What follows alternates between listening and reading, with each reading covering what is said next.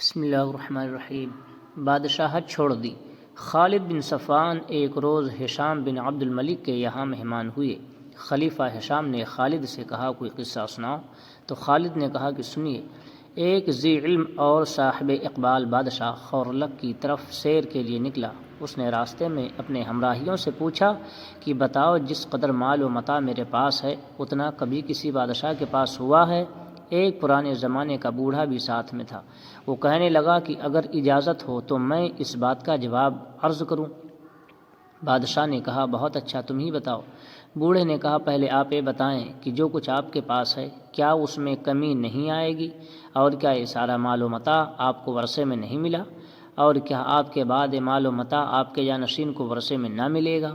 بادشاہ نے جواب دیا کہ یہ تینوں باتیں واقع ہوں گی۔ بوڑھے نے کہا تو پھر بڑا تعجب ہے کہ آپ ایسی چیز سے غرور میں آ گئے جو کم بھی ہونے والی ہے اور جس کا زیادہ حصہ آپ کے پاس سے دوسرے کے پاس منتقل ہونے والا ہے، اور جو کچھ آپ نے خرچ کر لیا ہے اس کا حساب ہونے والا ہے۔ بادشاہ یہ سن کر کانپ اٹھا اور بولا کہ کہاں چلا جاؤں اور کیا کروں؟ بوڑھے نے کہا کہ اگر بادشاہی کرنا چاہتے ہو تو اپنے ظاہر و باطن میں اللہ تعالیٰ کی اطاعت و فرمانبرداری کر، ورنہ تخت و تاج چھوڑ اور گدڑی پہن کر رب کی اطاعت اور فرمانبرداری کر۔ بادشاہ نے کہا میں رات کو سوچوں گا اور صبح کو جو رائے ہوئی بتاؤں گا۔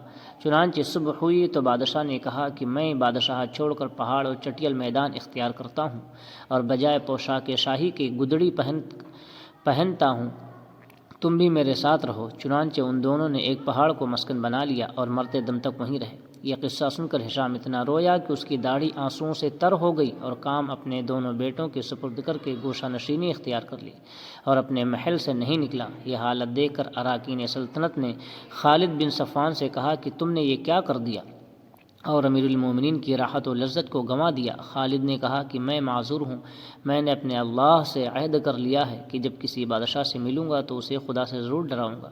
معلوم ہوا کہ دنیاوی مال و متاع اور حکومت پر کبھی مغرور نہ ہونا چاہیے۔ یہ دنیا کسی کے ہاتھ سے نکلتی ہے اور کسی کے ہاتھ میں چلی جاتی ہے، اسے بقا اور قرار نہیں، اور جتنی دیر یہ ہمارے پاس رہے گی اتنا ہی حساب بھی دینا پڑے گا۔ ایسی اور نئی نئی ویڈیوز کے لیے ہمارے چینل اسلامی معلومات بائی دلشاد کو سبسکرائب کریں اور لائک، کمنٹ اور شیئر کریں۔